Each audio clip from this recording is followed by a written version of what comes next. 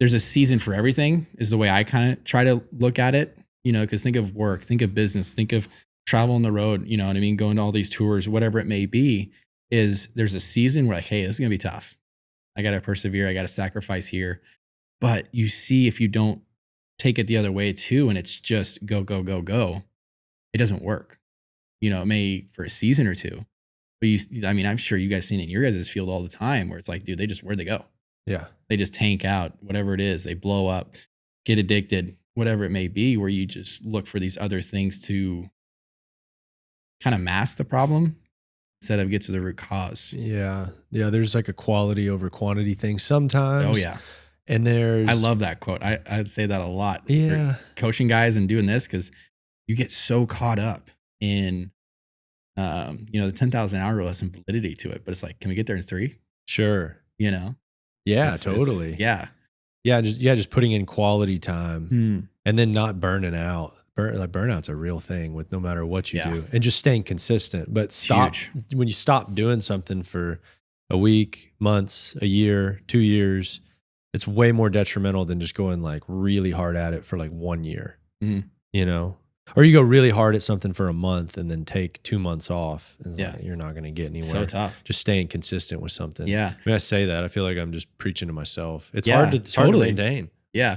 But that's the fun part, is just kind of like realizing how it's always something you can improve on as well. And I think that's where the joy comes in as well, is just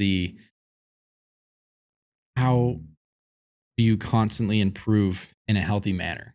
Because one thing I've been going in my life right now is how do you do everything as unto the Lord? Because when it came into like when I was racing and all this kind of stuff, like I was top tier, gave all my effort, did everything I could, fitness, nutrition, all this. Okay, but how'd you do on your rest? How'd you do on taking it easy? How'd you do on spending time with family? It's like, ooh, maybe not so good on those. Yeah, giving your best. Yeah, in all categories. Things. So yeah, when you're hanging out with your wife, absolutely, giving maximum effort. Yeah. So if it is time to just hang out and have fun, like, are you still thinking about everything else? Oh man, I'm terrible at that. Me too. Yeah. Terrible. Yeah. And it's kind of funny how God really does work all things for good. But, I've lost so many relationships because I was so serious with motocross and this. It's like, I can't. They're all wanting to go out and do this. It's like, I can't. You know what I mean? If I got to get up and do this and it's going to hurt my performance, I cut it out. You know what I mean? And I was a little too serious. Looking back at it, I wish I could have been a little bit more maybe free-spirited. Yeah, do you think sometimes within maybe athletics or anything that's performance oriented, do you think sometimes people, by being so focused, they kind of get themselves even psyched out because they're so focused? I've observed some people that have this sort of, they put in the work and put in the training, but they find ways of detaching their mind, and sort of when it's time to finally perform, they're very free flowing and they just let it all go. And I've found those people to be very, very successful. And they might even have some little ticks about them that they're like, that's weird, you did that. Mm-hmm. First thing that comes to mind is like the stories about Michael Jordan, like the night before huge games, and he'd be out at the casino. Sure. There's some rodeo guys that, like some bull riders and stuff, that like, they just be like boozing, or they're like ripping cigs before they get on a bull. But it's like part of this way of, they're putting in a lot of work when people aren't around. Yeah. But then they have these things that seem odd. Yeah. But I think it's ways of them sort of detaching. Yeah. Because that's the only thing I would disagree on is you tell a guy like Michael Jordan to take it easy and to not try so hard. It's like, good luck. You know what I mean? Because you see, I think that's for such a slippery slope, and it's so dependent on each athlete. Yeah. Because it's like, literally, you know what I mean? Try tell that to MJ, or try telling that to Kobe or any of the greats. I'm not saying don't try hard. No. Over analyzing it. Because correct me if I'm wrong, what you were just talking about was how you can take it too serious, and then that's like a diminish on return, where you start over analyzing, stressing out about it. Maybe it's when you're taking it serious. When you're taking it too serious. Yeah. The analysis needs to happen at certain points. Absolutely. I think it's more about just being present on, like, when you're working, work. When you're done, be done. Because it's like sometimes, like, when you're trying to take that break, I did a terrible job at. When I was supposed to be resting, I wasn't resting. And when you know what I mean? And then, like, you see how that carries over into other fields where it's just like, that's where I think I got like Epstein-Barr and all this stuff because I wasn't respecting how much I was doing. And then you see, kind of back into the balance game of it is the body can only do so much.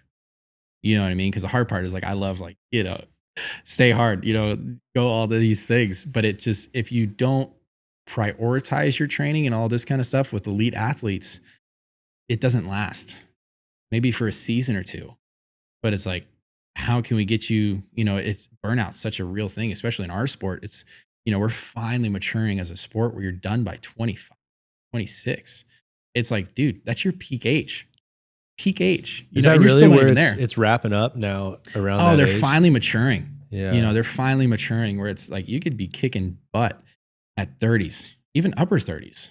You know what I mean? As far as a physiological, if you're able to stay healthy, injury-free, and enjoyment of the mind, how do you stay injury-free racing motocross? Oh, that's where I love the physical training side of it, because that's what I've been really prioritizing here lately. Is you got to be built like a gladiator. You got to be built strong. You got to be built resilient. And that's where it's kind of fun to see the sport maturing there as well. Is say maybe 5-10 years ago. It's been pretty recent. They were all very skinny, as light as you can be. And then there's a couple of guys that have really come on that are just built well, built resilient through it. And they can take a hit and take it and bounce up, because the hard part about in our sport, it's not if, it's kind of a win. Are you going to have a big hit? And are you going to be able to bounce up?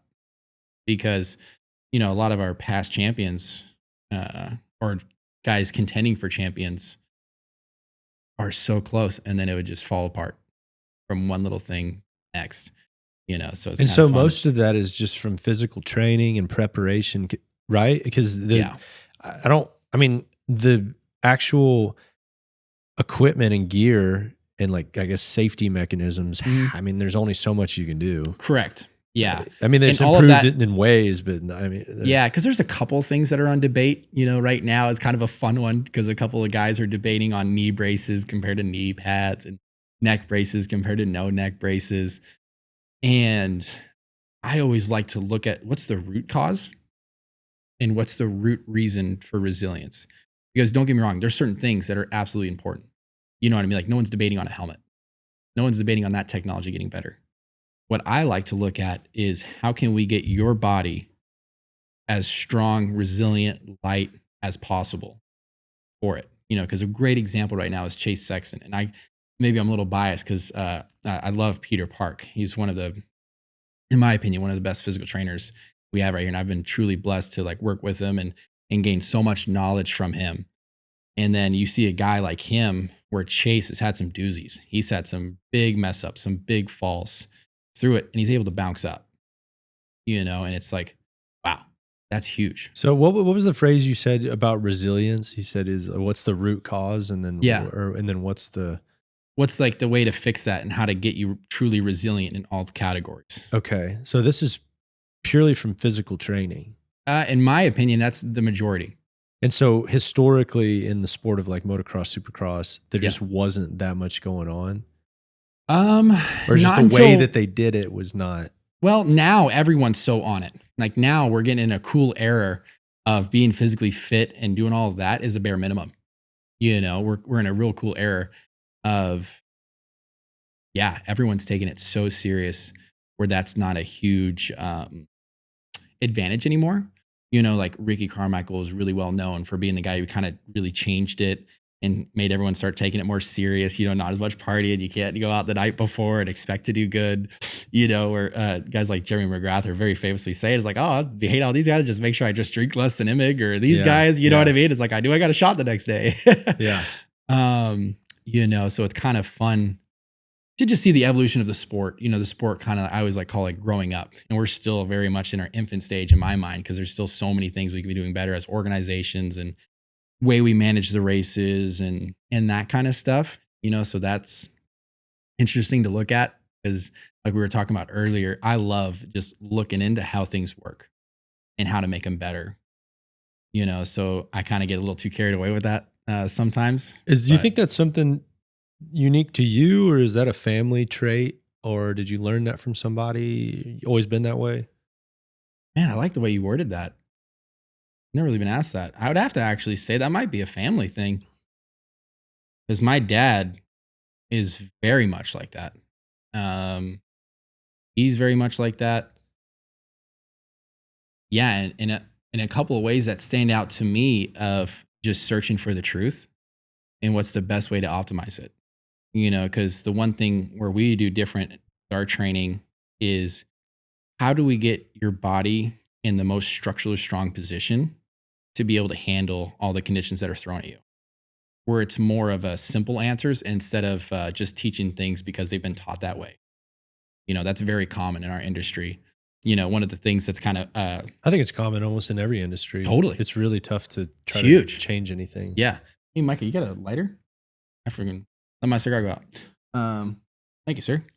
So it's kind of fun to see where, one of the things I like to poke at just because I'm a big fan of coaching and I encourage all of our athletes, just because I say it doesn't make it right.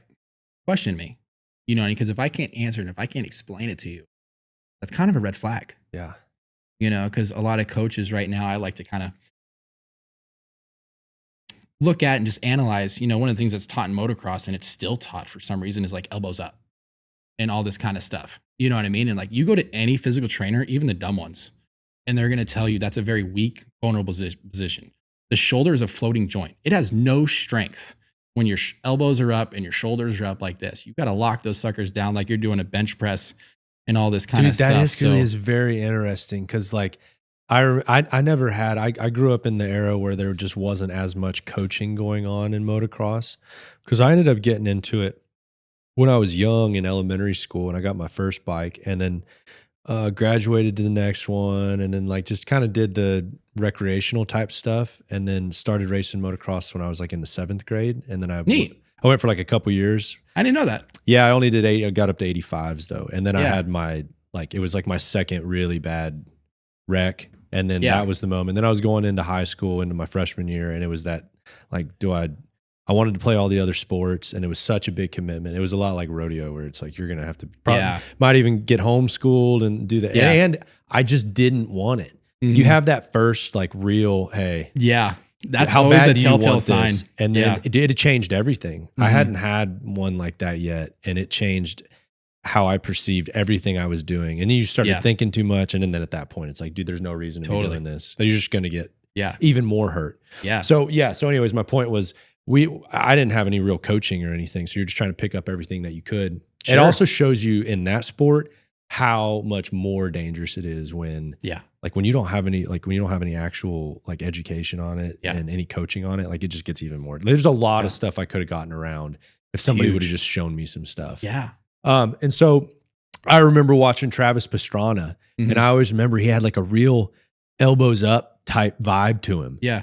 And I always just tried to copy it. Mm-hmm. And so that's actually really funny. Yeah. And that's where it's so cool. Yeah. And that's funny because that's exactly why it gets taught is because you see other riders do it. And you're like, that must be right. Well, it's like a golf swing. A little bit. But same with golf swing is it's such a mechanical thing where you see the guys who are pure and have the right fundamentals with it. And you see that's why they're so much more consistent. And efficient. Very. And they don't get hurt as much. Very. Like there's even golfers that they have these kind of unorthodox swings and a lot of them end up having like back issues and stuff like that because they're trying to develop a lot of torque and they can. Yeah. But until some other things start giving out, then that torque leads to just injuries. Oh, for sure. So yeah, that's really interesting. On what other types of like common misconceptions are there that it's like, oh, that's the way we do it, that you're like, absolutely not. This is not the way that we need to be doing that. What's like 2 or 3 of them? Yeah, I love it. Let's start some stuff. A couple of things, and especially with the elbows up to finish on that is because just because you see a picture of a rider doing it doesn't mean that's what he wanted to do in that position anyway. Because there's so much variables going on where you'll fall into this position. A real common one up is outside elbow up, and you're sticking your leg out sideways.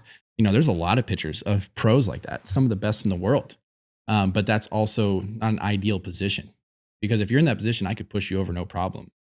Where if you have your legs clamped in here, hinging at your hips properly, staying more centered with the bike, man, you can take on a lot more inertia. When things go wrong, you're in a position to fix it. Where those, you're very vulnerable. So it's simply, where does the body need to be structurally most sound through it? Yeah. Just because there's so many guys that get so good at doing the wrong thing. You think about all the weird golf swings you've seen. I love that example because like all you got to do is make that face square up at impact and that ball will go. And some guys are more athletic than others. Oh yeah. So they can take something pretty unorthodox and make it work. Yeah. I mean, you look at DeChambeau, certain guys like those Yeah. where it's like so mechanical. Yeah. You know what I mean? Like not pure.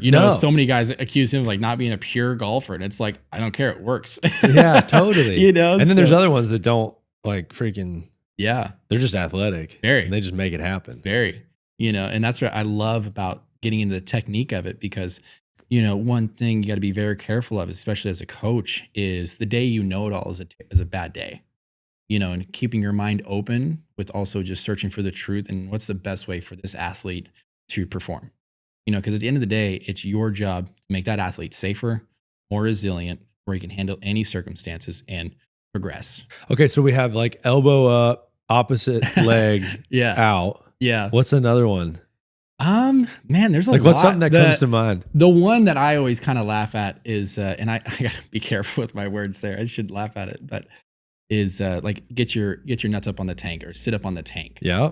That's a very common one. And the thing I like to question, dude, I just said it too. Yeah. I literally, we were up in Colorado for a show. Yeah. And they had pit bikes. I was playing at a rodeo, and then the people that put it on had pit bikes. And so we went and rode pit bikes. Yeah. And my drummer, he used to ride some when he was younger. Yeah. And we were on pit bikes, and I was like, hey, get up on the tank there. Like I said it to him. And it's on a pit bike, which makes even less sense. But. And it's funny because, so much of that happens just because like you were taught it. So, hey, I was taught this. Well, yeah. And I didn't. I mean, I did it at such a low level. It's like, I probably just heard some dude. Yeah. Like in the pits, just like, I probably saw it on some little magazine thing. Yeah. And then it's like, yeah. Then I'm like, that's the freaking gospel truth right there. For sure. And it's hard because, especially with things like those, is it can work. Like, don't get me wrong. Some of the best in the world do it. So why is that a bad idea? Just because you're putting weight on an unsolid foundation. So you want to look at the bike as what's more solid, the front end or the rear end? Which one's going to be more forgiving? Okay. Because every crash, in my opinion, is connected to riding the front end, riding over your head, and pushing it past fatigue, which is kind of the same as riding the last two. Over your head? What do you mean? Correct. Just sending it. Oh, you know what I mean? Okay. Just you shouldn't be doing it. Yeah, just getting out of whack. One of those things. But if you look at almost every fall, it's almost connected to the front end. Like, I could use general terms like that because you see when your hips collapse and you fall forward like that, especially decelerating, that front end's going to wash, it's going to tuck, it's going to throw you, your rear end's going to step out, all of those things. Where if you are extreme on the rear, like let's go extremes, say you have 100% of weight on the front end, that sucker is going to knife on you pretty freaking quick, like pretty quick. Where if you had 100% on their weight without looping out, that thing's going to drive. It's going to go in a straight line. It's going to go over here. It's going to rail through it. One of the guys I like, he even did it to a fault, was Zach Osborne, falling off the rear of the thing multiple times, but it's so much more forgiving. But wasn't Zach, when was he really riding? He just retired a couple of years ago. Yeah. So was he getting flack for riding that way? No. Okay. So things had already kind of started to change a little bit. Yeah. Yeah. Well, the reason why, not the reason why, but like a couple of reasons why that's so much better is because the rear tire is so much more forgiving. And whenever you just basically want to think of your riding style as building a house pad.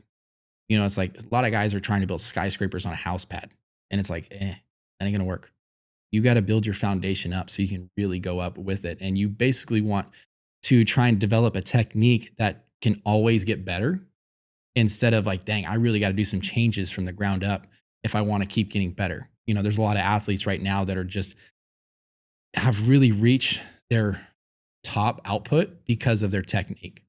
A lot of like Barsha, a lot of these guys, in my opinion, have kind of reached their peak because they're so much of a try hard rider. They're just very point shoot, kind of technique where you look at the Lawrences, the Sextons, the Roxons, where it's like poetry in motion, where you see where they're very smooth. Their tempo is where are they getting on the gas? Like it's so smooth through it.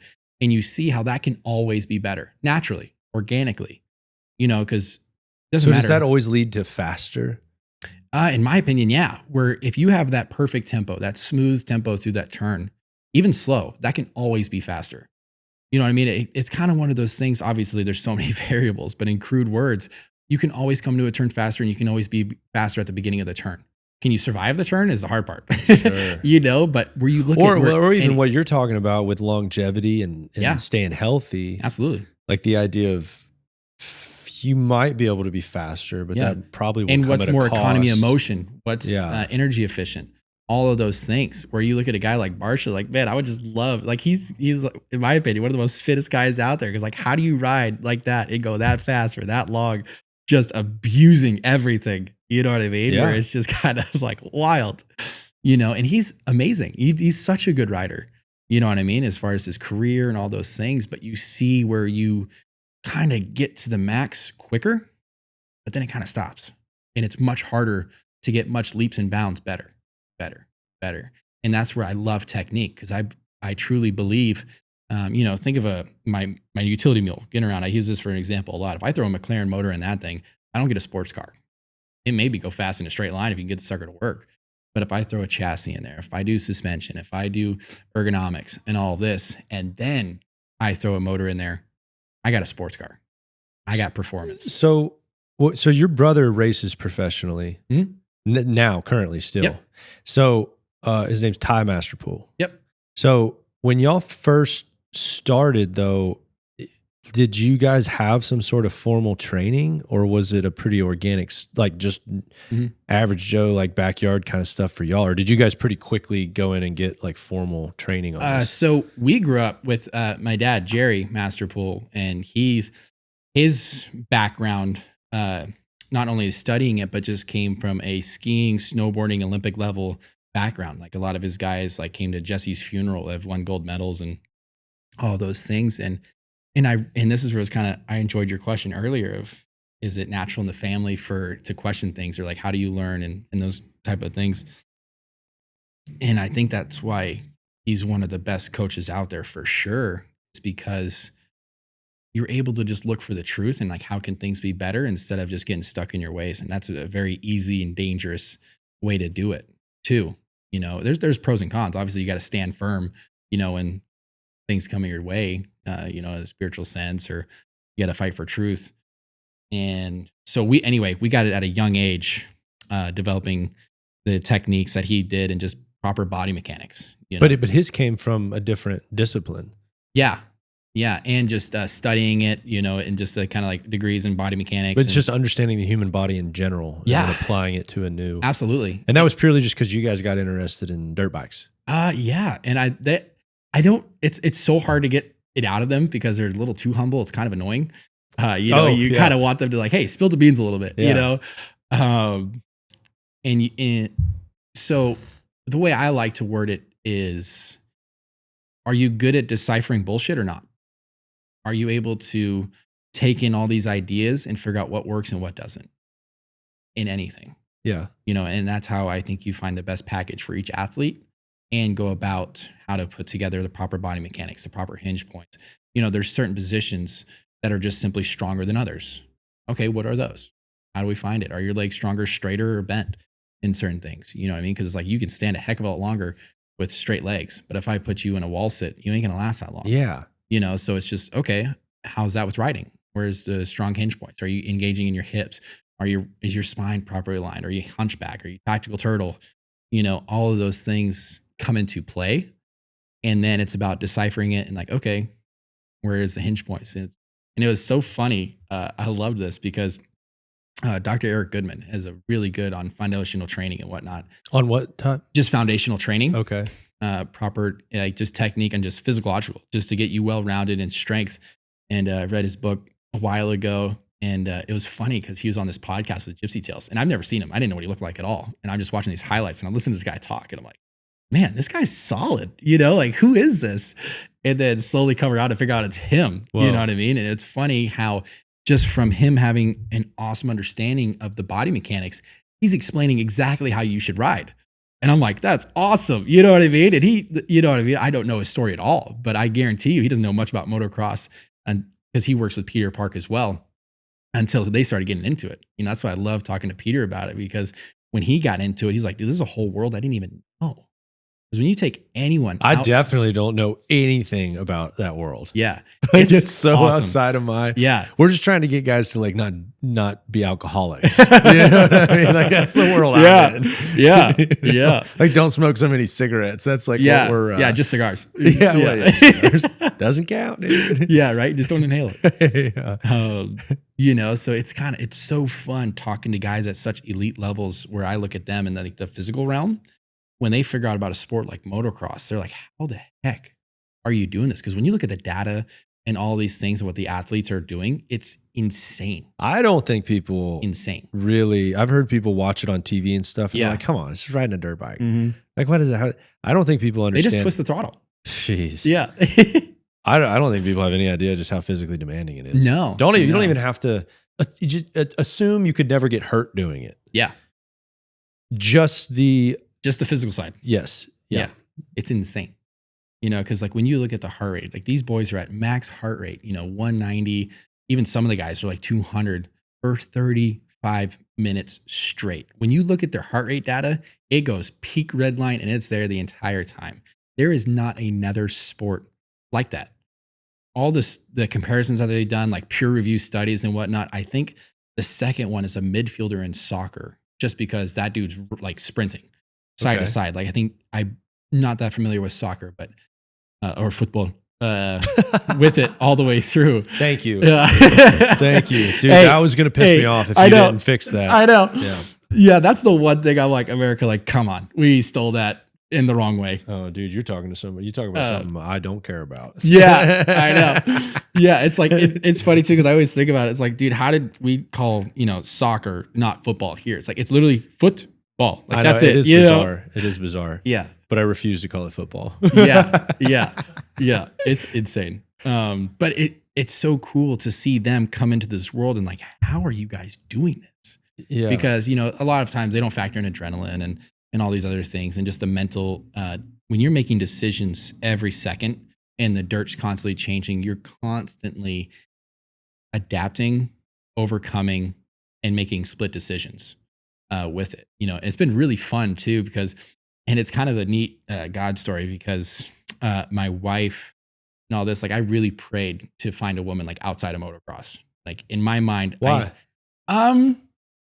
Whenever I was getting serious about my walk, and when I really surrendered my life over to Christ, and I was like, all right, what does it mean to be a real, a Christian? Or what does it mean to be a Bible believing? And what does it mean to surrender your life? Because you constantly hear verses like 2 Corinthians 5:17, where it's talking about of course I'm blanking. Therefore, if anyone in Christ, he is a new creation. The old has passed away. Behold, the new has come. Like, what does that mean? Like, behold, the new has come. And anyway, I went down that walk and kind of just figured out, my own convictions and all of this. And was like, all right, I need to find me a good, godly woman. And how does that look? And then I started searching around churches, and then figured out a lot of women are not what they say they are. And that was a scary thing. But anyway. Well, and there is like a little bit of a stereotype for like Totally. the type of MX girl. Yeah. Well, Right?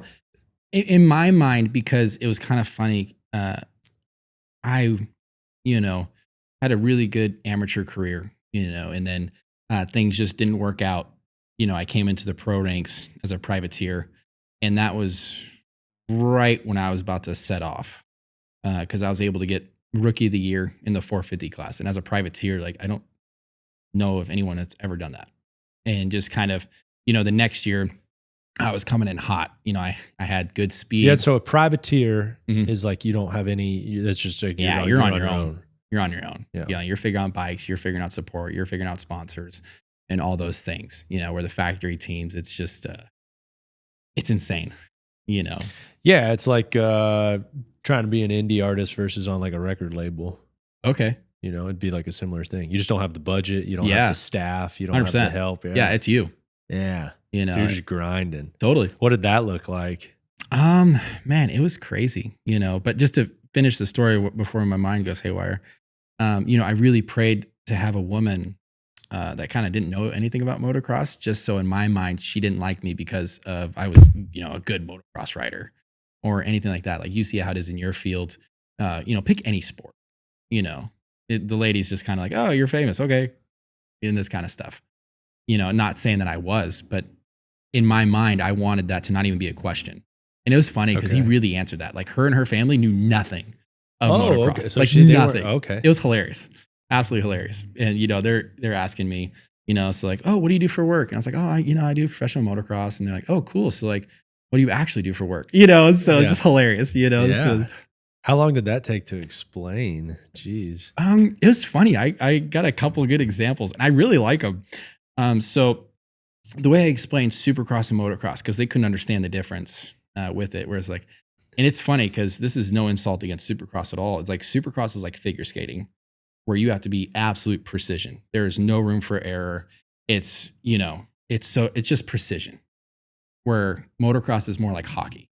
It's just raw. It's tough. It's just a different thing. The different part with us is supercross. If you make a mistake, you're going to the hospital.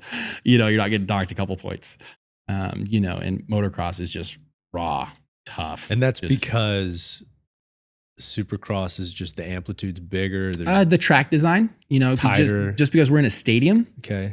Everything's different. Like the suspension, bike setup, everything's different. It's much more steeper jumps, rhythms, supercross whoops, all those things. It's much more precision, where not like motocross is not, but supercross is just heightened.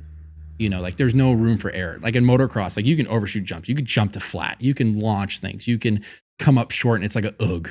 There's very few jumps in the national circuit where it's like a, pretty bad if you come up short. And of course, the one jump I did come up short on was like Larocco's Leap, my rookie year. My bike lost power. Is that the one that? Wait, Larocco's Leap. Yeah, Red Bud. Yeah, is that where he like broke his back or something? Or is that why they call it that? Or wait, who's the guy? No, that was geez Louise. I'm pretty sure it's Doug Henry. Oh, it is. Henry Hill. Yeah. Henry Hill. Okay. Right? Okay. Yeah. No, that was just a scary one. He had a brake failure going up this huge, kind of like wall jump crown. And he just brake failure and he just completely skied it to the bottom. Like that one was just gross. Like it was just, those are the ones it's just scary, But like my rookie year, my bike lost power and I didn't realize it at the time. But when I went back out for the race, my bike blew up first lap, like right away. And I came up short on this jump. I broke a couple ribs, couple fingers, and all these things. And then right when you, I duct tape them up, you muster up the courage to go race. And then your bike just blows up. You're just like, come on, you push through the pain. You're like, you don't even get the reward of keep going. So that's the one jump you don't want to case. And I did that pretty good. Kidding. I even got it on video. It was, but so you do something like that in Supercross though. Mm-hmm. It's a different story. Mm-hmm. It's just a little bit more forgiving in motocross, maybe a little more wide open. A little bit. Yeah. Yeah. Supercross. It's getting to the point where it's ridiculous, in my opinion, just because of the way the tracks are designed and all these things is they think because if the jumps are peakier and all of this, it looks better to the fans and all that kind of stuff. And it's just complete bullcrap, in my opinion. If you listen to the fans and if you listen to what they want to see racing, they want to see guys close to each other and they want to see raw battle. And here's the deal. They want to be able to like live. They want to be a fan of somebody throughout their career. Absolutely. Like they want to grow to know them. Absolutely. Like if they're seeing them getting hurt all the time. Yeah. And I think the sport is like, I don't know. It's not happening at the level that it should. So I'm kind of have a bad attitude with it just because in my opinion, with not only the background we have with designing tracks and all this, I see how easy it is to fix and how a lot of these accidents can be mitigated because you're designing tracks where if you make any mistake, you're screwed. And I hate to break it to you, the riders are human. They're going to make a mistake. It's going to, you know what I mean? And the fans can't tell a difference if that landing is rounded or if it's peaking. They don't know. They don't give a crap. They can't tell. Okay. That's what I love about freestyles, freaking maturing a hell of a lot quicker than we are. Their landings are a pillow now. It's like a big airbag, the way I describe it. I don't know the proper word, but it's soft. These riders are literally falling out of the air, landing on this thing, and then popping up. Where, man, 10 years ago, they're done. And it's, I really enjoy them like starting to give a crap on the safety side. And I just wish as us as a sport would mature a little faster on, man, this sport is dangerous and there's only so much you can do. We're in a dangerous sport. You can't put pillows on these guys and just be like, okay, figure it out. You got to be realistic, but in my opinion, so many of the things are easily avoidable and they're not even trying. That's where I get frustrated. Because if you ask them, they're like, oh, of course we care. Of course we're trying. We're doing all these things. But it's, in my opinion, I don't see the fruit of that. Yeah. I don't see where we're taking action to do all this. Because the one thing that's nice is they're trying to do it with the whoops. They're bringing in the whoops a little bit. Because I think it was 22 or 23. Almost every factory rider was hurt and out of the season. It was brutal. There was 2 left. Literally 2 left. Looking at pictures of just a whoop section in Supercross, I can't even my mind can't even fathom how big. Yeah. Yeah. And it's tough because a guy like me, I'm a bigger dude. I love whoops. I can shred some Supercross whoops. And even I'm like, okay, these are stupid. Some of them are just so big and just so guys, what are we doing? You know what I mean? And it's hard because for me, it's an advantage. Because you're bigger? Taller. Is that taller? Yeah. It's just your hinge points. You got a little bit more room between the seat. And it's not entirely true, but it is an advantage. There's just certain body characteristics that are better for certain things, and whoops is one of them. When I get me some whoops, I love it. Just especially motocross, just raw manual. What would be the ideal body type? That 5'9", 10 to 6 foot is pretty Goldilocks area. Especially if you can get a fast bike. 250 class, it's a little bit more of a power game where the smaller guys do have an advantage on the starts. Because there's a lot of there's really not that many tall champions. There's a couple, don't get me wrong, for sure. But the smaller guys definitely have an advantage when it's just a power to weight ratio on the starts. How tall was Dungy? He was 5'10" or 5'11", I think. Okay. So he was right in your... Yeah. He just looked taller, I guess. Mm-hmm. He was pretty thin, wasn't he? Mm-hmm. But he was very well-rounded on far as strength, too. He was one of those guys that, personally, I would like to see a little bit more muscle on him. But he was very close to that. He was not one of those little guys. Okay. If Muskin, Marvin Muskin, he's one of those guys who was like a twig. He was very skinny, very fast, such a finesse rider. He was honestly cool to watch. He's a Frenchman. But he would barely fall and blow a shoulder out. A couple of his falls where he got hurt were he barely fell. Yeah. And then you get guys like Sexton who are falling out of the air and jump right up. You know what I mean? It's just, what's the difference? Totally. And that's where I like looking at things. What's the root cause? Not the symptom, because it's easy to get caught with all right, how do we treat the symptom? I mean, look at our healthcare, look at anything. It's just oh, here, take this, get out of my way. So now you're actually training people and working with people out of... You have your own location now and your own track, I guess? Yeah. So we're out in Paradise. It's called his 956 facility. And his is for God. And then 956 is for my older brother who passed away. That was his racing number. And then we've been out there since 2010. And, yeah. You've been, okay. Where's it at? Paradise.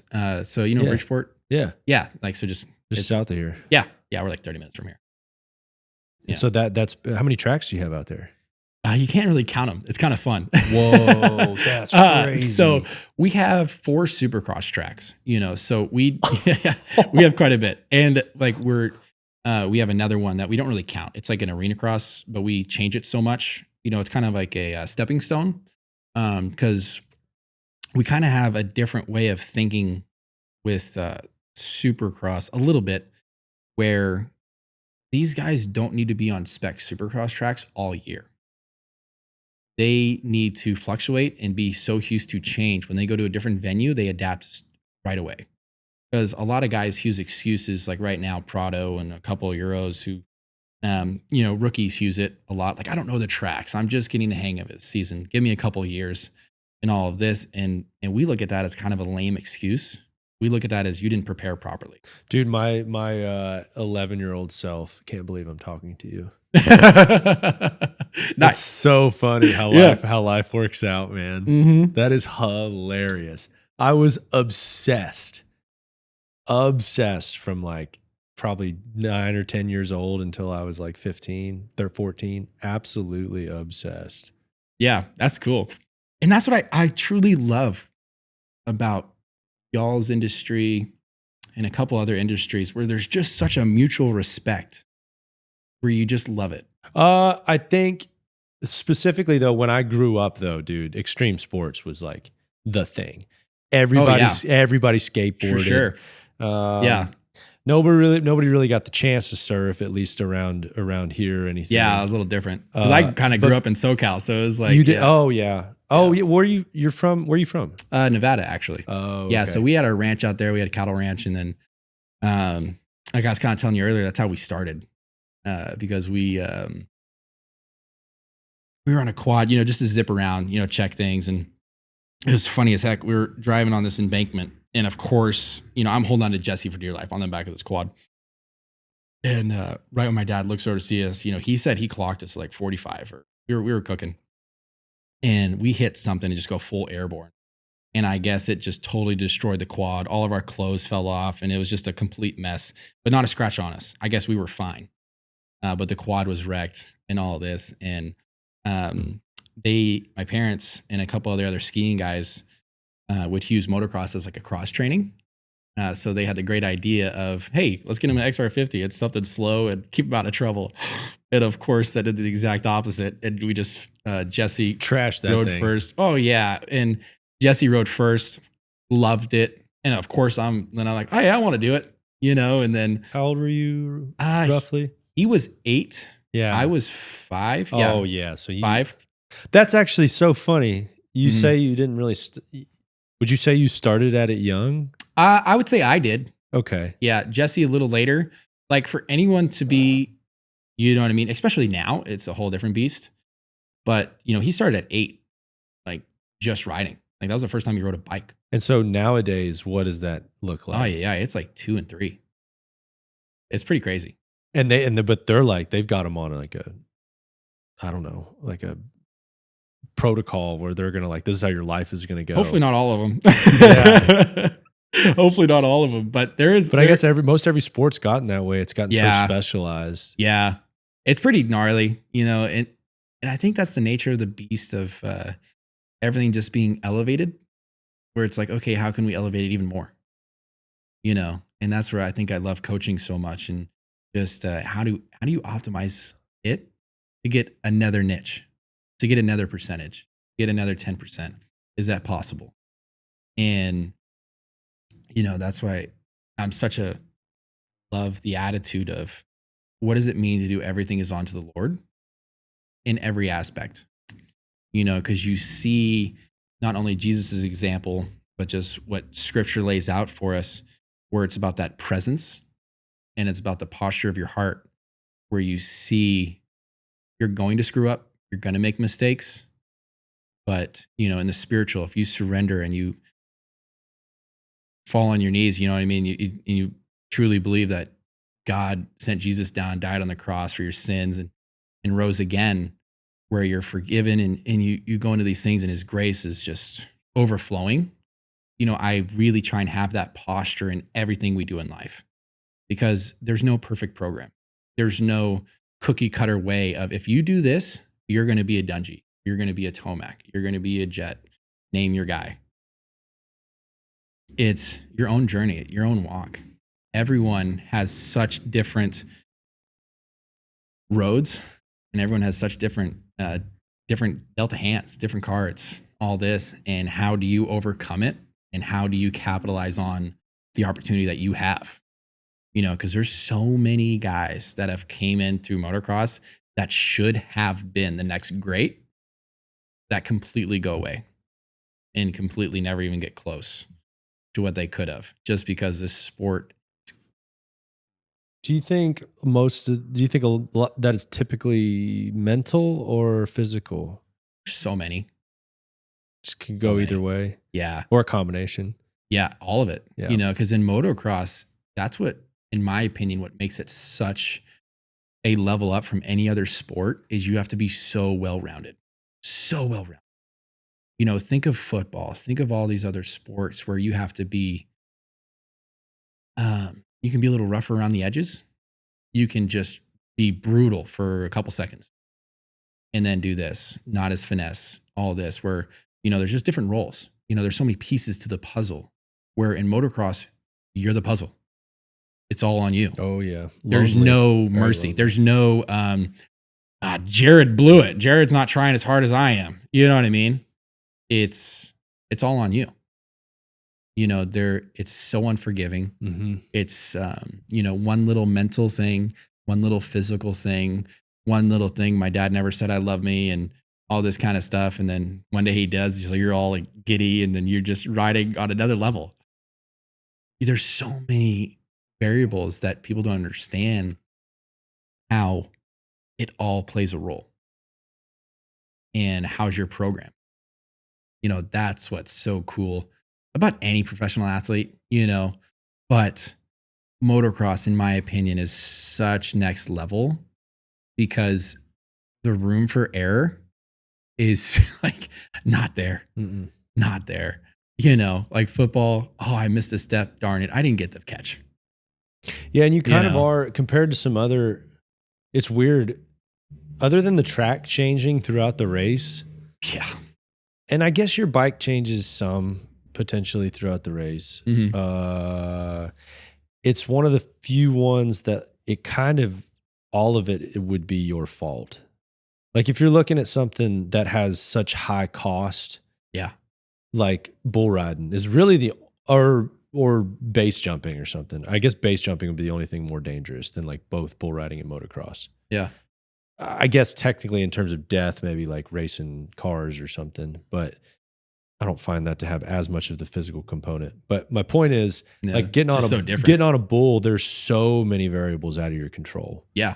Like, I mean, you have an animal with a mind of its You're own. hanging on. Like, you think it might do one thing, but it Yeah. could do all sorts of other stuff. There's just stuff that can happen. Yeah. But like with racing a dirt bike, all of it's kind of in your control. Oh, well, I mean, I guess the other competitors, you know, they can do a lot of stuff to freaking just shit happens. Yeah. So I guess you do have that component too. Yeah. I'm just saying like how much even more mentally fatiguing it would be where, you know, and then how much you have to, I mean, how much do guys get hurt just practicing? Yeah. You know, a lot. And like, Lot. that's just like completely their fault. Yeah. Ultimately. Kind of. Yeah. Right? Yeah. You know, Yeah. Cause that's where, you know, you're pretty close because, and that's also the bugger about it is kind of all in your control, but at the top level, there's so many pieces that need to come together for you to be a champion. yeah, it's so weird for me to think about somebody. Mhm. I was so young when I did it and I was so bad that like, you're not really thinking about anything. You're just Yeah. like, Oh, you're just like- surviving. Yeah, you're surviving. Yeah. And I can't imagine doing it and really like, and just, you know, when you get good enough at something, it's just stuff's in slow-mo. Yeah. You know, there's people that don't play an instrument at all or anything, or they can't fathom singing. Sure. And like, I just think about like my singing voice or the way I play guitar and like how like I just know like these really tiny little fine details that like I really just couldn't even explain to anybody. Absolutely. And I can't imagine doing that with racing a dirt bike. Yeah. There's so many more. Like I want to like Yeah. just be in their brain and like kind of feel what that is, because it would be probably slow-mo at times. Mhm. Or I guess the way they're making decisions Yeah. and feeling things. But you do something enough and train at something enough. Yeah. That's just like how your mind and your body. Yeah. Well, it becomes Gets with it. instinctual, you know, because a Yeah. lot of the things that become second nature, you fall back to your habits, not what you want to, you know, because it's funny too. Cause like, you know, I just started doing jujitsu and little things like those. And, you know, cause I've always hated the attitude. I just haven't done it because of my back. You know, I've dealt with a lot of back stuff or, you know, that's what kind of took me out. But you see where the whole attitude of people like, oh, if I get in a fight, I'm just going to figure it out. I'm going to rise to the occasion. And it's like, that doesn't happen. Till you meet the rise wrong to your guy. habits. Yeah. Well, you rise to your habits. You rise to your comfort zones. You go to those things. You know, and that's what I love about the mental side of motocross. Like what you were just talking about is so much of it is in your control, and also some of it's not. and you're just dealing with the chips, because like other example is like, think of Formula One. It's probably 80-90% the car and then the drivers. Because at that level, they're all great drivers. You know what I mean? Like, don't get me wrong, they're all great. But you can take the worst driver on the grid and put him in the best car.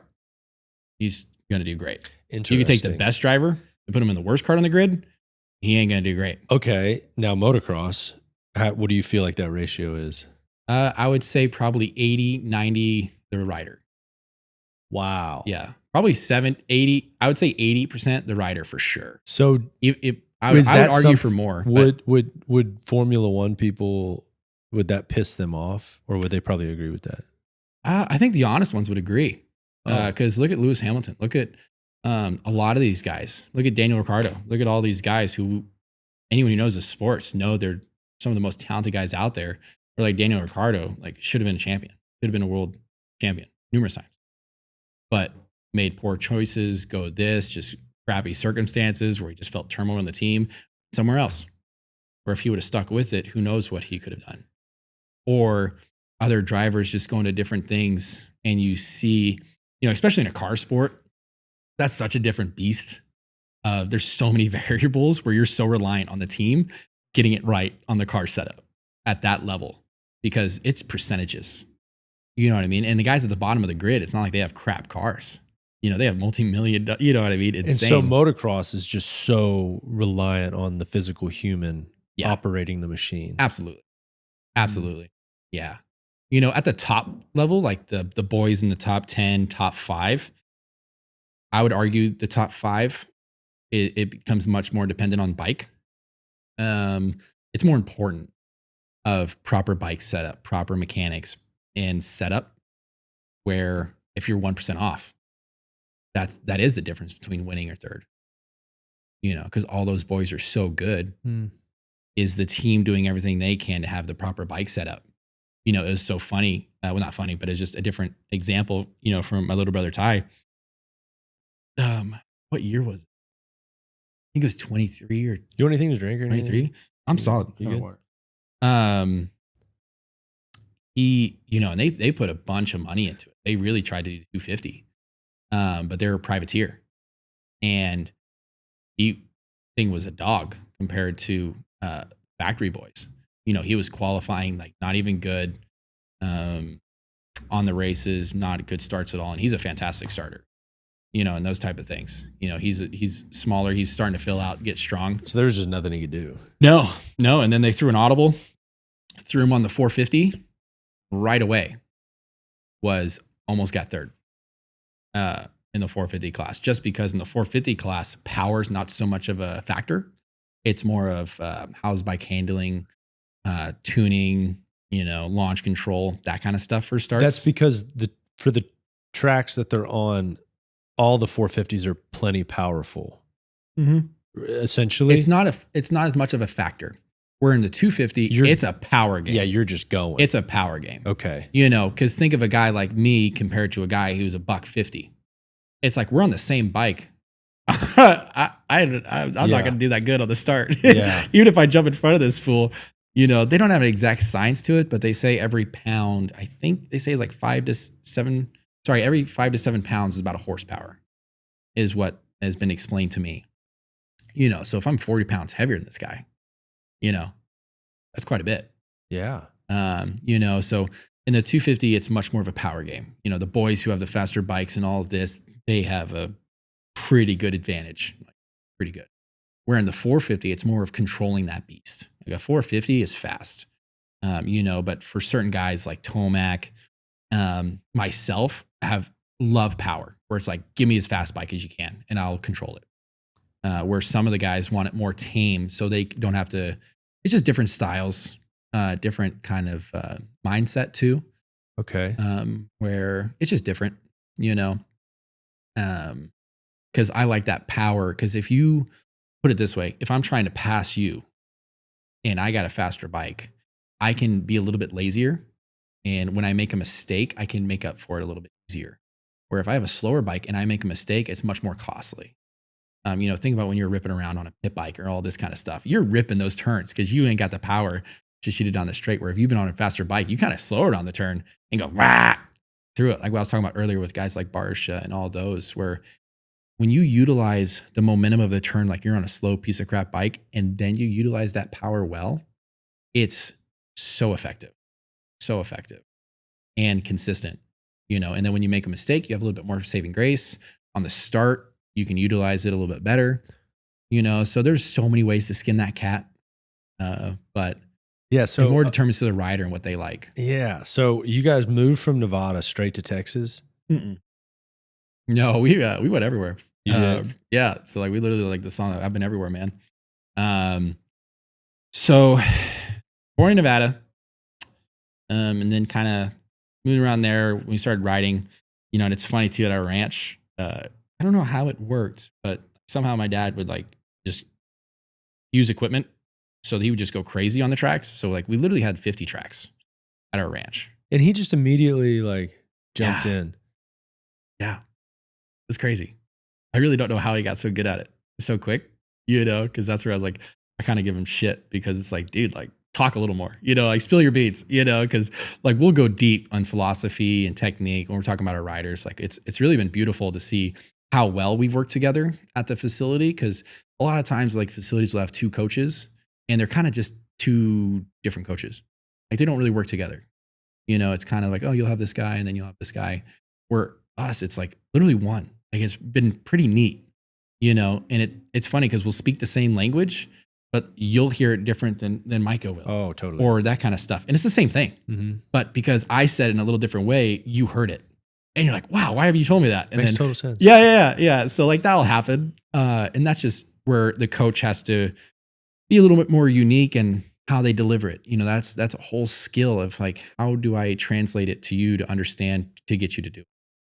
Just because I say, go do this, go do this, go do this, it can work. But sometimes wording it a different way, explaining it a different way, it really resonates and it's able for the athlete to absorb it and go through. Yeah. So he built all these tracks back at home. Yeah. Yeah. And then, at the ranch, a couple of the skiing guys, they didn't want him to stop coaching, skiing, but they got the heck out of the industry. And when they had us, when they had the kids, so our ranch was literally in the middle of nowhere. We had, I think 300,000 acres, and the closest neighbor was like 50 miles away, and the closest town was 3 hours. So when we talk about middle of nowhere, I think we were by the road. I forget the name of it, but it's known as the loneliest road in the world, or in the U.S., whatever it is. And so that's how it started. And of course, we're homeschooled in that environment because we literally cannot go to school. And then when we started getting into motocross, started taking it a little bit more serious, I believe, went to Northern California in this little town called Sebastopol. So we grew up with the Mosmans and a lot of other guys there, and then kind of SoCal. And then when we really started taking it serious, then we kind of all over the U.S., all over, going to the races and that kind of stuff. And then, so who was lugging y'all around everywhere?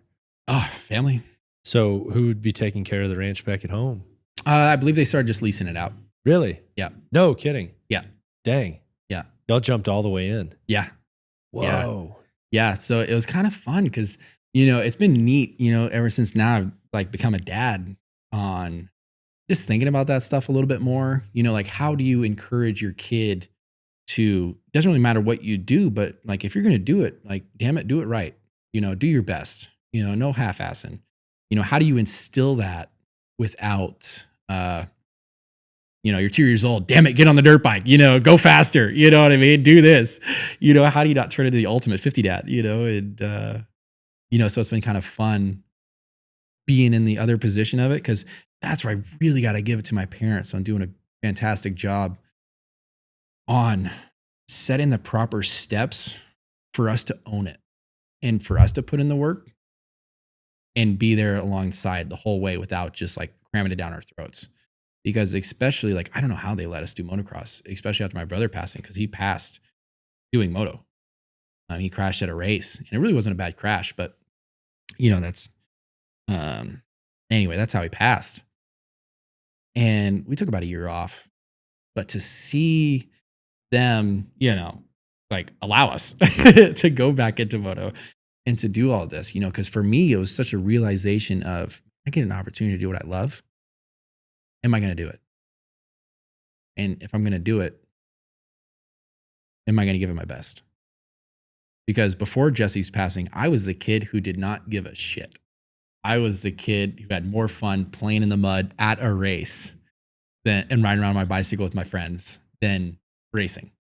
Because that like Loretta Lynn's is like the biggest amateur national in the world. And I didn't race it one year because I was like, I don't want to. You know what I mean? I qualified, all this, and I was doing good. I was like, I don't care. I want to ride on my bicycle. And of course, that year I broke my collarbone at Loretta's on a bicycle. Of course. Screwing off, and it's funny because it was right before a Fox interview. So, like 30 minutes before an interview. Got my sling on, just broke my collarbone, got a baseball on my head, right here because I face planted. And rocked it out. You know what I mean? So it was kind of funny to see how much of my attitude and how much of my desire changed, not only after Jesse's passing, but when I started giving a crap about my sport. Yeah, like how old were you when that happened? I was 11 when he passed away because he was 14. And then I started giving a shit when I was about 14. Yeah. 14, 15. Yeah, so all y'all were still so young too. Mm-hmm.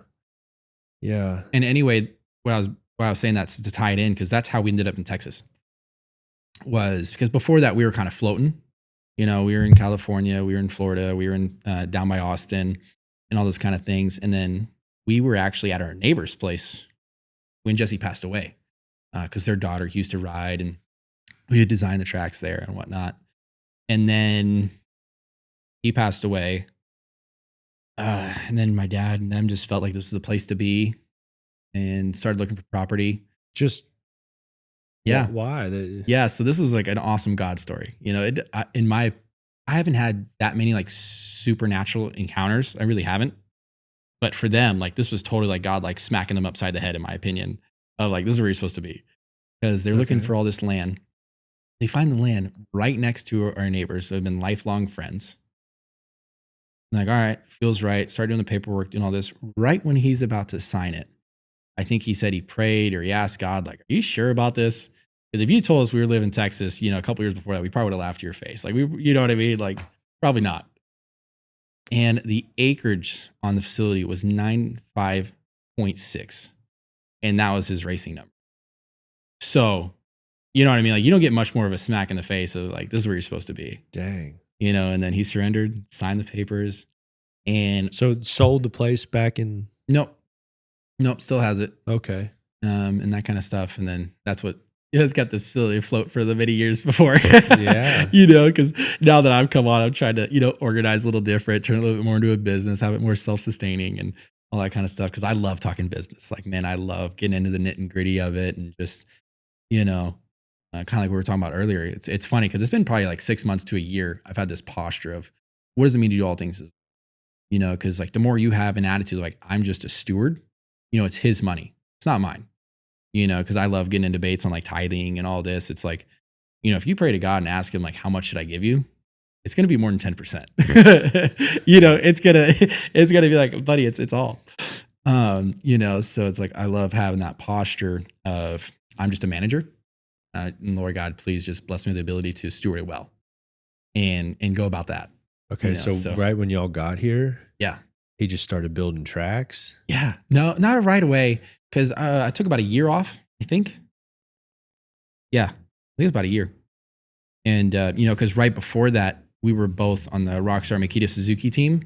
And that was like one of the premier amateur teams coming up.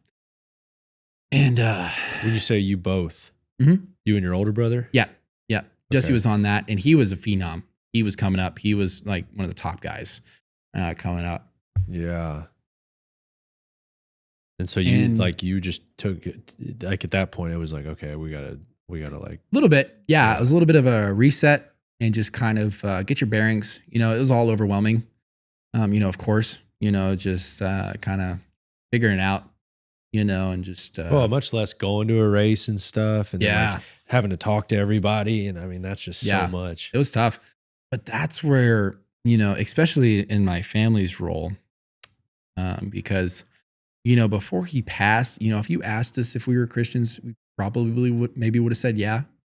You know, I can't speak for my parents, but I can speak for me on, I've always like I would never say like, oh, there's not a God, there's not a creator. I've always Believed in a God. yeah, Sure. and just believed in like, Most people well, do. obviously there's a creator. I mean, go look at nature. Like something made this. You know what I mean? Like I just kind of always had that attitude, but Sure.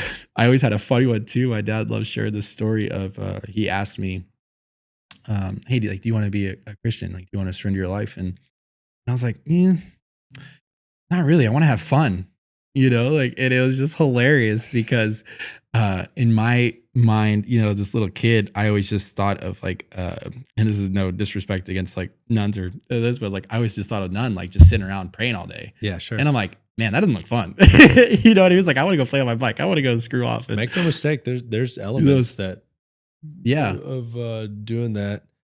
It probably isn't fun becoming a Christian in certain ways, but your affections change. The things you think are fun change. well, and you actually start getting true joy. Mm. You start enjoying things in the way God created it to, and then you get so much more fulfilled. No doubt. Like you actually get to have more, in my opinion. Of because when I think of my walk before it, where I was just trying to please myself, trying to just hook up with the next. There's no peace. None. Yeah. No, and it's such a how do I get more? How do I get the next? What's next? I got this.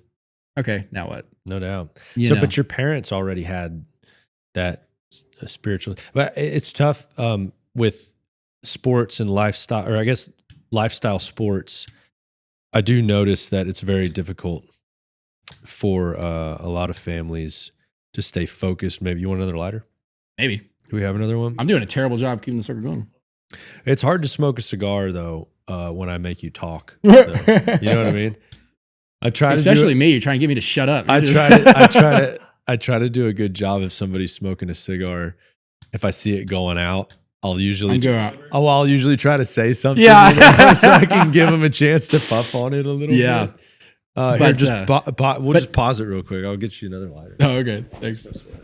All right, I think we were talking about building tracks. I think. Yeah. When y'all made it out to Texas. Yeah. Whenever I let my cigar go. So that was the real cool thing about where we kind of settled in Texas and at the facility, and it's literally in paradise, so there's so many factors to it. And for us in our industry, like the soil and the type of dirt is so important because you can be very limited on how you can be prepared for the whole circuit. Because a lot of the boys in Florida kind of don't realize that they're at a disadvantage because they only have sand or red clay.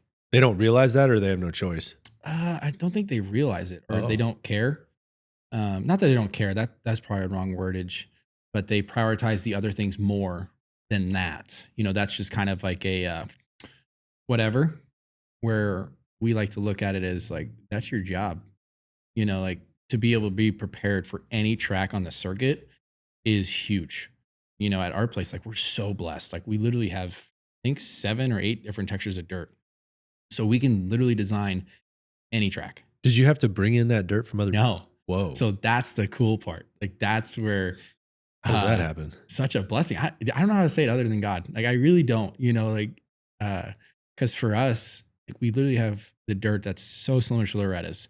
We can get Southwick. We can get Redbud. We can get all these different places. What are those different dirts? What are they? So we got like sand, loam, like deep sand. Like there's a couple places in the bottom corner of ours where it's like sand, and then more of a sand clay mixture. And then you get some red clay. We even got white clay, like black clay, and then like black sand. So like that deteriorates different than like white sand. Whoa. So because it ruts up more. So it's kind of interesting how when you mix it, or because a lot of thing you got to do is keep it separate. Because if you rip too deep or if you turn it in, you start mixing it. So like in a couple of our sand spots where it used to be like bottomless is not anymore just because of rain, dust, because that's where my dad is like super anal on like no dust and that kind of stuff. Because whenever you see dust, that's the topsoil. Like that's all the really good stuff flown away. That's where you watch some tracks that just used to be legendary suck and they have to bring dirt in because all of it's gone. And so in terms of a track, how do you prevent that from happening? Moisture, and then just controlling it whenever it rains.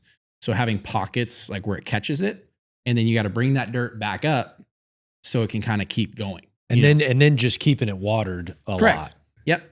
Okay. Yep. And knowing like kind of when to use it, when not to. So this summer's probably been a nightmare. It's been a blessing this summer. Oh, This summer's been awesome because it's been pretty cool and a lot of rain. a lot of rain. Yeah, like the last summer was pretty rough because I mean, dude, we had a couple of months where it was No brutal water. and dry. And it was so hot. Yeah, Like last August it was pretty rough. was crazy. Pretty rough. But that's what's awesome for us is because like, I mean, we're done by 10 or 11 and it's not that bad. Some of the days we would ride later because you want to get in that kind of sucky temperature. But I mean, dude, like it's pretty comfy until 10 or 11. Then it starts getting like, okay, do we want this heat or do we want to avoid it? So this is the type of facility that people from all over the world are coming to? Yeah. Yeah. So do a shameless plug here.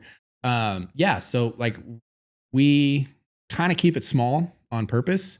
But now we're kind of like letting in, a little bit more and, cause we're inviting the world, but we want people who give a crap and want to take it serious and get better in all aspects of life and just kind of keep a good environment, because one of the things we prioritize highly is, a good environment, no BS, no drama.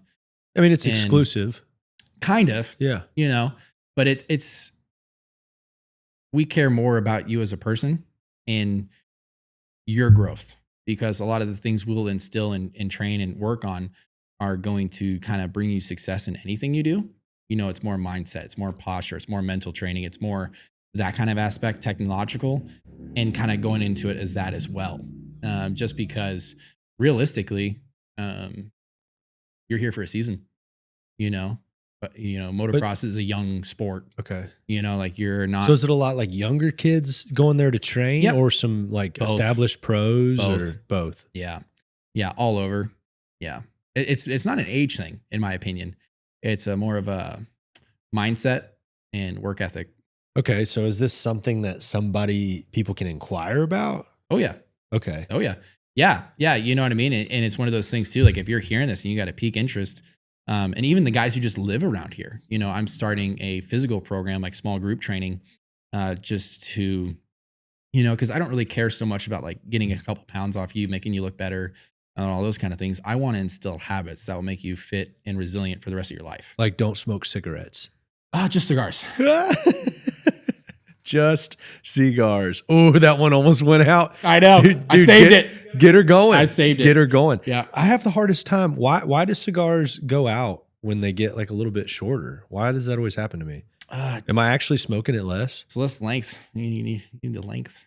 Please don't look at me. When you say that. But that's what I love so much, about, just a lot of the things that my dad's instilled and taught and showed is like, man, the way you do some things is the way you should do all things. Mm. And, this is why I care so much about health as well, because like we were talking about earlier is, what you put in is what you get out. Hey, look, I listened to a thing the other day about how people's gut reaction to you and their opinion about you can be heavily swayed by how much you believe about yourself. So for instance, somebody who wants to like be a leader. Yeah. Maybe wants to use the wrong word, but like a business owner that's like, I need to lead people. I need to lead by example. I need to portray confidence.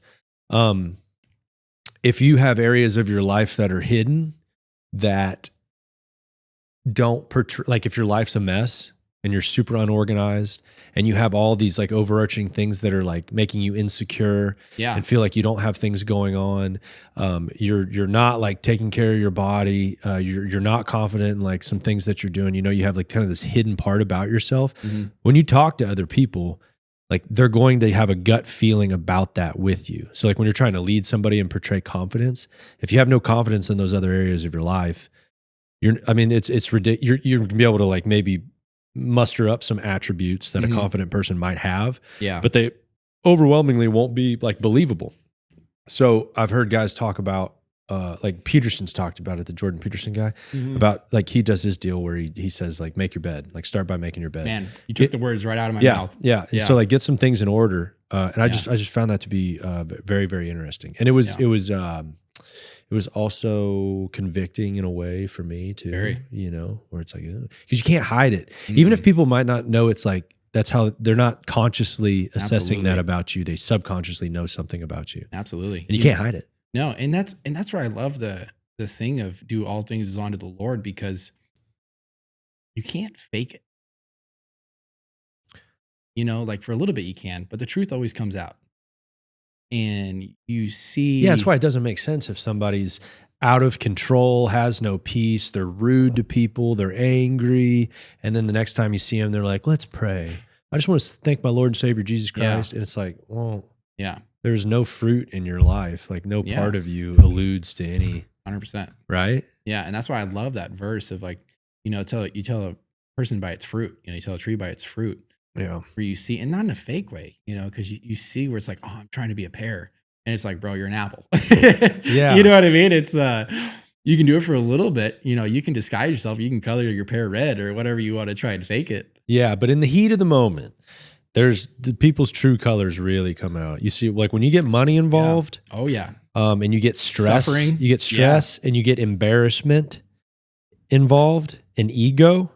You start to really see who people are and who they care about, how selfish they are, how angry they are, how bitter they are, how resentful they are. Yeah. You know, you see it really quick. You don't see it when it's like, whatever, when you're just at church or when you're walking out the door at Walmart and you like toss somebody some money or something. And anyone like can that. Put a mask on for a little bit. Yeah. It's like when you get in the nitty gritty. Absolutely. So it's become more important to me as I've gotten a little bit older to see, or at least I want to associate with people that have relatively deep roots. And by roots, I mean, maybe they're still close with their family or parts of their family. They have a lot of like established friendships that have lasted for a long time. Okay. Because I think I have a hard time trusting somebody that hasn't had long-term relationships. I don't mean just romantic relationships. I mean like family, friends, anything like that. If I can observe that they just have no one around them that they've been with for a long time, for sure, that to me is a little bit of a, like the sirens go off that like they probably don't handle conflict well. They're probably not very forgiving. Yeah. They're probably maybe really angry, bitter. You know what I mean? Very much so. And it's like a flag for me. I'm like, oh. Well, and the thing I love that you're touching on is more of the attitude and the posture of how you handle conflict. It's a big deal. Because conflict is an opportunity to grow in oneness. It's not a negative. You know, conflict is a beautiful thing when handled correctly, because you see, you know, one of my favorite verses, because it hit me in a very beautiful time when my back was really rough and I didn't want to give up motocross. I was just starting to come on strong, and you know what I mean? It was Romans 5:3. It's like suffering produces endurance and endurance produces hope, that it may produce character. I might be getting it a little bit wrong, so don't quote me. Go look it up for yourself. But it's that it may produce hope, because you see with suffering, it's either poor me or it's an opportunity to get stronger. You know what I mean? And right now we are dealing with an overflowing amount of poor me and let me wallow in my pity and my sorrows, instead of give that burden to the only person that can actually take it and move forward. Because I mean this with love. I don't give a crap what you're going through. There's still good going on in your life. And if you have the attitude, everything's going bad, like, brother, open your horizon a little bit, especially us here. Like, we are so blessed, so blessed. Like, on our worst day is still somebody's great day. Yeah. And the harsh reality of it is like, even people, there's usually like probably 99.9% of the time, there's always somebody that has it worse than you. Yeah. And not in a negative comparison way. What I'm trying to say is humble yourself, because whenever I'm going through the ringer, I like reading Job. through it. You know the story of Job? Oh yeah. You know, and I love that because it goes through all of these things and stays honorable. And then right when he questions, like, God, like, where are you? And those kind of things, God doesn't just come in and be like, oh, it's okay. I know you've been going through hard things. Where were you when I created this? Where were you when I did all this? My translation is, who the hell do you think you are? Yeah. You know? I'm oftentimes like delicate when because I can feel bad for people, and I think there's a place for grieving and being sad for sure. And it's not about meeting them in it. Because like that's exactly what Jesus did. One of the stories in scripture that just blows my mind, and I still don't get it why he did it. Well, I do. Is I forgot who it was, but Jesus, and it was a friend that died. And they came for him. He didn't get there in time. He died. He's been dead for 2 or 3 days. He gets there and he mourns with the family, knowing he's going to bring him back. That's wild to me. Because that is crazy. I've never thought about that. He didn't like, hey, don't mourn. Don't snap out of it. Quit being down on yourself. Positive attitude. Yeah, especially knowing that it was going to be okay. Yes. Like truly. He met them where they were, mourned with them, knowing he was going to raise them up. That is so well, and the way humans work, we'd probably be pissed that he did, right? We would probably turn around and be like, why'd you let me be sad if you knew you were just going to fix it all? Oh, okay. You know what I mean? I was thinking more of like, where were you? Like, why weren't you here in time to save him? You know, that would have been my attitude. Oh, sure. Well, there could be that too. Sure. Yeah. We'll probably find any reason. Right? To, yeah. It's like, hey, God, why did you do it my way? Yeah. But yet it's like he's I've never thought of that before. That's very interesting. Yeah, because you know I'm very guilty of this because I am a very much of a person of like shit or get off the pot. Yeah, and that's a good thing, but it also like every good thing still has a con. You know what I mean? And are you okay with that? Yeah, it's just when it's appropriate. Absolutely, you know, there's times for it. And I think that's just maturity, growing, and just learning where you're still a dick. You know, sometimes, and just you know.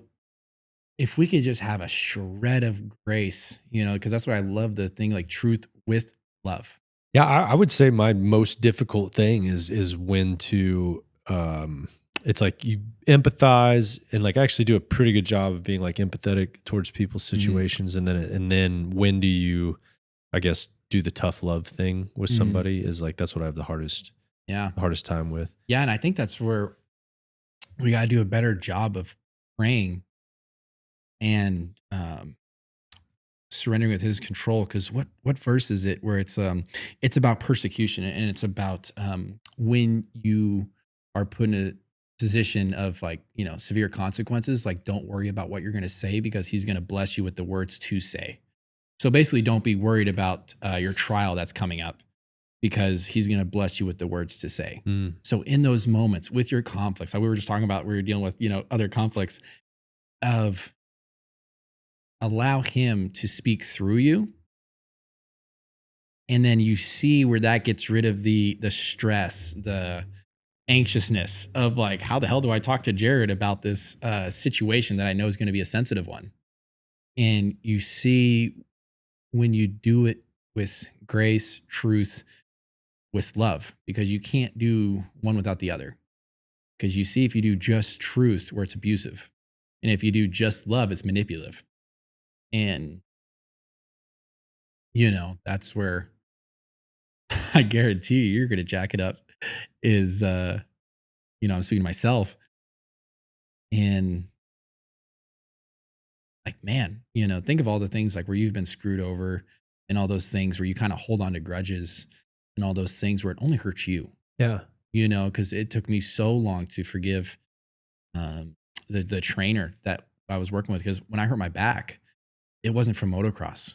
Like I'm one of the only athletes that really doesn't have much injuries racing at all, like almost none. And to say that as like a professional athlete is insane.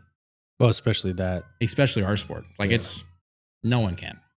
You know what I mean? I jumped right into 3 back surgeries. You know what I mean? So, and I got hurt in the gym.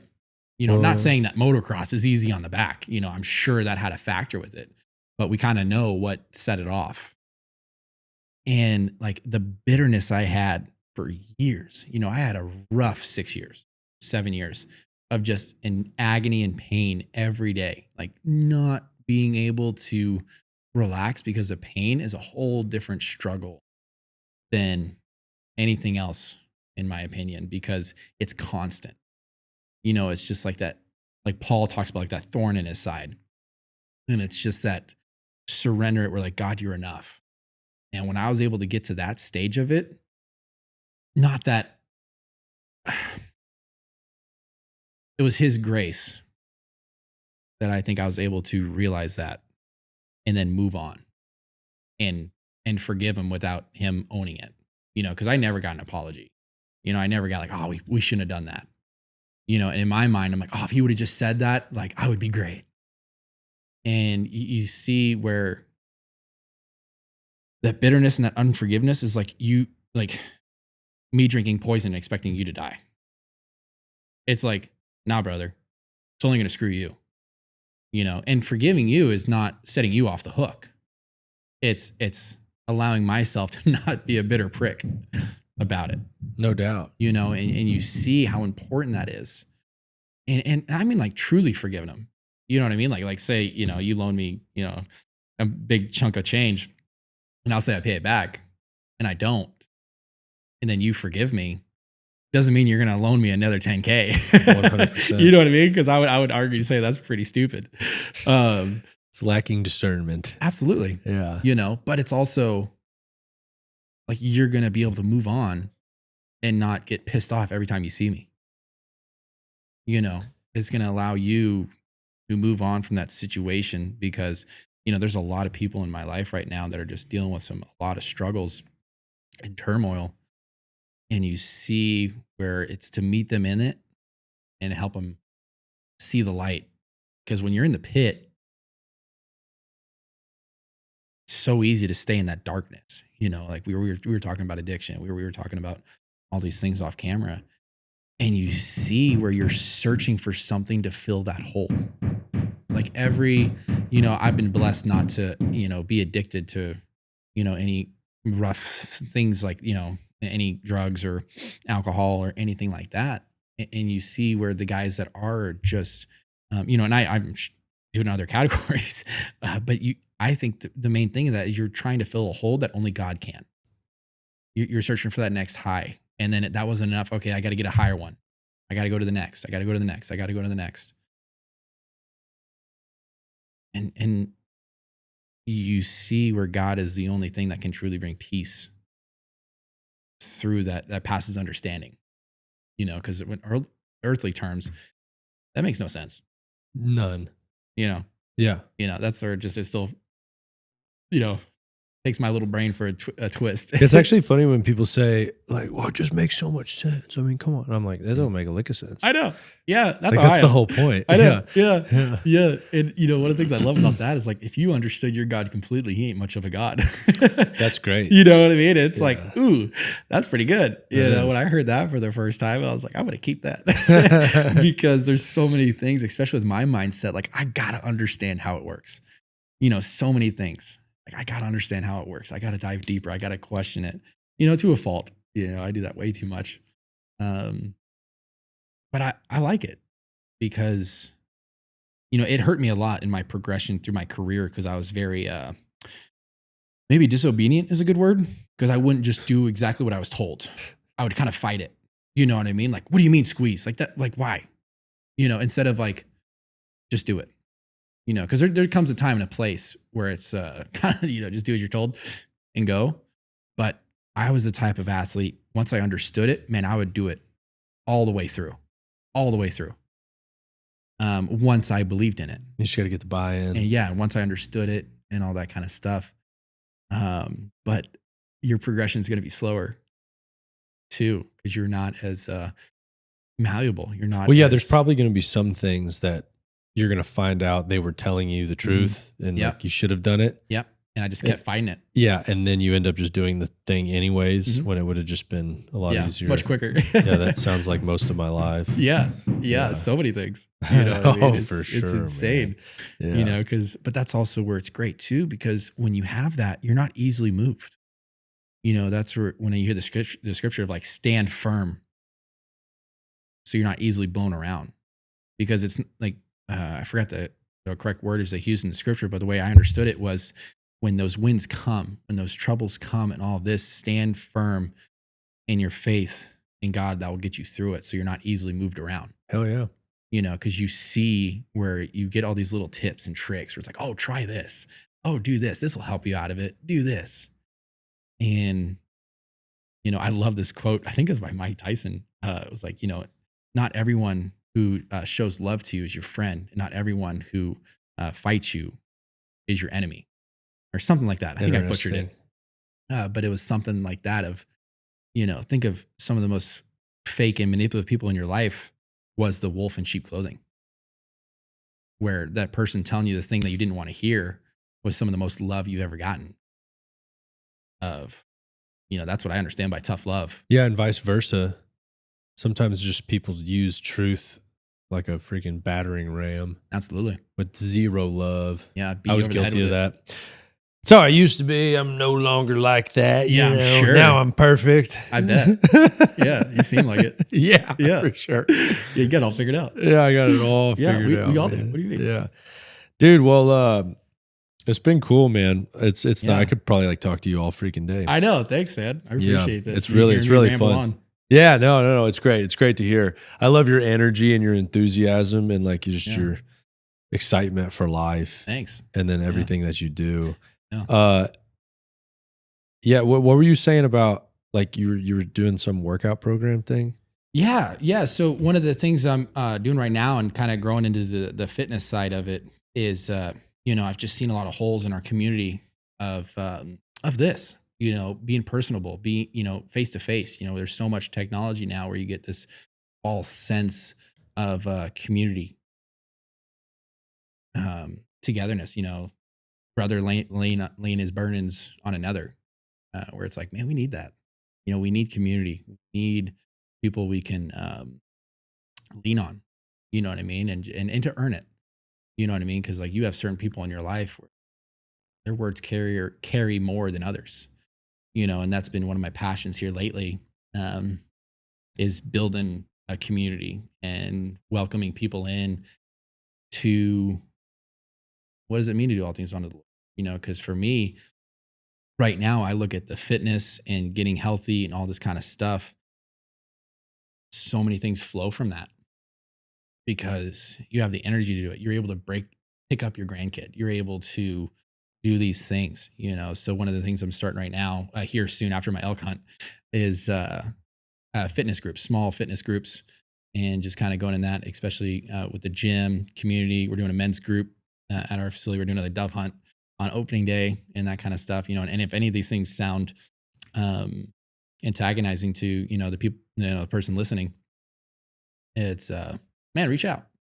I got a landing page or Instagram, his 956 or my personal Jake Masterpool is, reach out, cause that's the one thing I'm challenging a lot of brothers on right now is, a lot of people are struggling with loneliness right now and depression on feeling like there's no one else out there. And it's like, throw a rock. There's someone struggling with something that you don't know nothing about. And I want to build a community of men leaning on each other, growing. And So you working out in it or no? Or is it just a working out? Design the programs for you and that kind of stuff, what you're struggling with, like how's your knee, how's your ankle, you know what I mean? And that kind of stuff. So it's real personal, design it for you. Just cause it's like, think of you guys. It's like, you guys don't need to be working on the same things, but we grow in oneness and we grow together. That's cause I'd be super interested in doing it. What was your back? Like what actually was the, so I had 4 or 5 bulging discs, in my L3, 4, 5 and S1. Okay. And then, I put off, I tried everything under the sun before surgery. Yeah. I really am so anti, the medical system, but thank goodness that we're blessed with it as well. Interesting. Cause I'd be curious what stuff do you have to do stuff actively now to like stay on top of it? Oh yeah. Okay. Yeah. Cause I'd be curious cause I got some stuff going on. So I'd be curious what you do. Yeah. Cause that's where, I mean it. Like I've been so blessed to learn from some of the best in our industry. I hold guys like Peter Park and those guys to such a high standard because just their passion for it and their so eagerness to share and help people like me. You know what I mean? Because he had zero financial incentives to help me. You know what I mean? I'm just this punk kid giving them what I can and, begging to get in.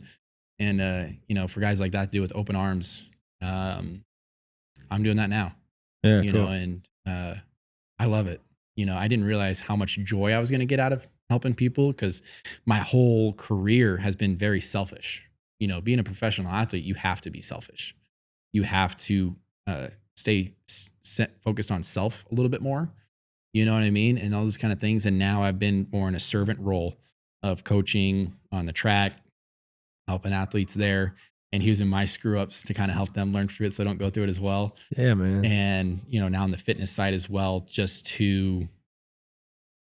it's been so encouraging to see that the knowledge I have is I'm able to utilize it and get results quick, because it's different knowing you can. And then it's different building up the evidence of like, I've done it, so Feels good. Yeah, it really does. Yeah. It really does. So it's, man, I didn't think I was going to enjoy it as much as I did, because it started with, these are the skills I have and, I'm just going to do it. And it's turned into, passion and man, I love this, because I kind of am really good with my hands. Like I could go into any field, you know what I mean? And with my mindset, I feel like I'd have success. Maybe I'm ignorant, but I like that attitude of I'll figure it out. And, that's what we've been doing here. Been growing community. The men we've been working out with have been awesome and just iron sharpen iron. Are they? They're not all like MX dudes, are they? Okay. No, dude. Like some of the church groups we've been doing are just random dudes. All right. Yeah, cool. And I didn't realize it was going to hit me so hard.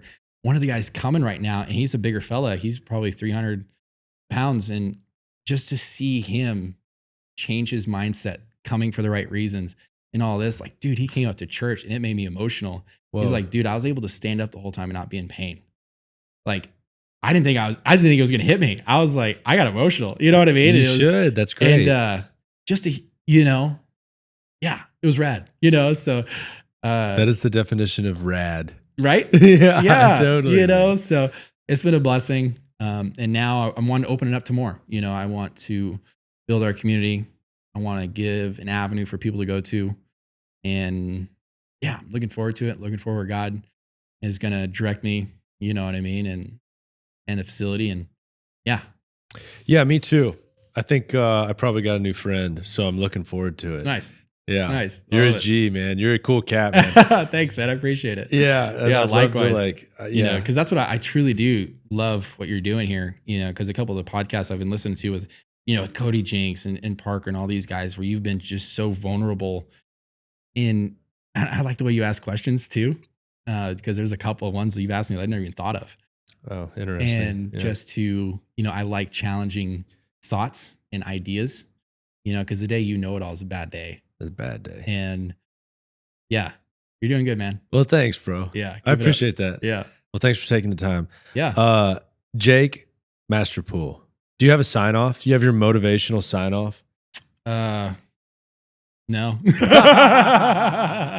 Do everything is unto the Lord. There you go. Yeah, see, there you go. Bam. Yeah. See y'all. Adios. Yeah.